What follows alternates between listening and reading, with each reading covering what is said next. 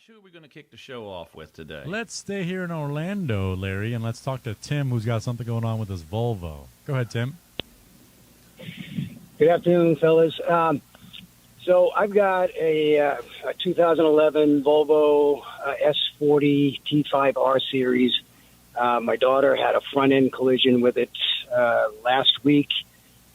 The insurance company's going to total it, but it starts, it goes into gear, it moves under its own power, and I'm contemplating buying it back from Copart when it goes up for auction next week. So before I do, what are the things that I should do, or should I just walk away from this thing that was in pristine condition till I gave it to her? Hey, it happens, Tim, you know.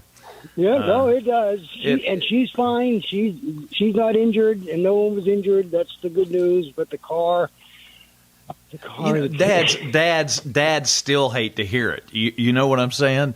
You know, we're glad our kids are okay, but we really still hate to hear they just trashed a perfectly good car. You know, it just. Yeah. How many miles are on the thing, Tim? 151,000. All right, listen, I'm going to stop you right there. You know, did the airbags deploy in it?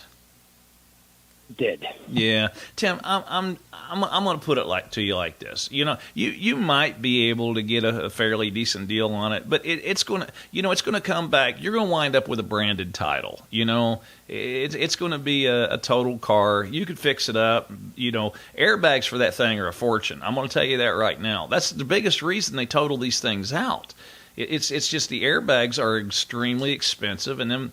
You know, by the time you piece the whole front end back together and get it painted, and hopefully there's no frame damage, you know, you've got a car, a 2011 vehicle, got over 150,000 miles on it, and you're going to have the repair plus whatever you give for it, and then you're going to have a branded title, so you're not going to be able to sell it for retail when you go to sell the darn thing.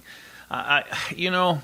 It's one of those deals to where I will tell you like this: if you were going to take if it didn't go through the insurance company and you didn't mess with what the settlement money that they're planning on giving you for it, then I'd say go ahead and fix it. At least you could sell it with a straight title, you know. But when you go to selling, you know, a vehicle that old that's been, you know, totaled by the insurance company, you're kind of painting yourself into a corner, I think. You know, you might be able to.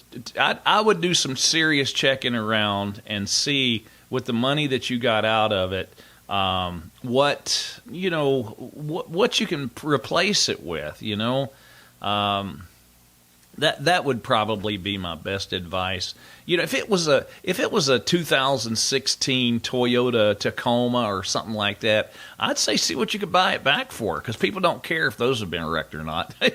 they buy them anyway, you know. But with this older Volvo like that, I don't see any blue sky other than if it is a sentimental thing.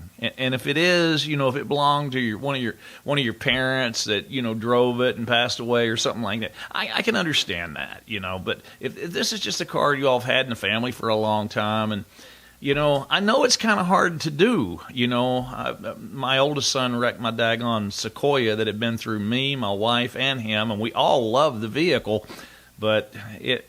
You know, and I looked at it, and I'm like, I just got to let it go. You know, I was so tempted, but I would have painted myself into a corner with it. It would have been a sentimental thing. And you know, sometimes that happens. But in your case, hey, there's plenties of 2011 Volvos out there for sale, probably with a lot less miles on them than this one. You might even find something a little better. But if you do go that route, I'd just tell you, you know, I have warned you, right? Yep, I've heard it. You're not the first one to warn me. So. Oh, jeez, Tim, listen, Hey, listen, thanks for the call. It was a great discussion. I appreciate you giving us a ring.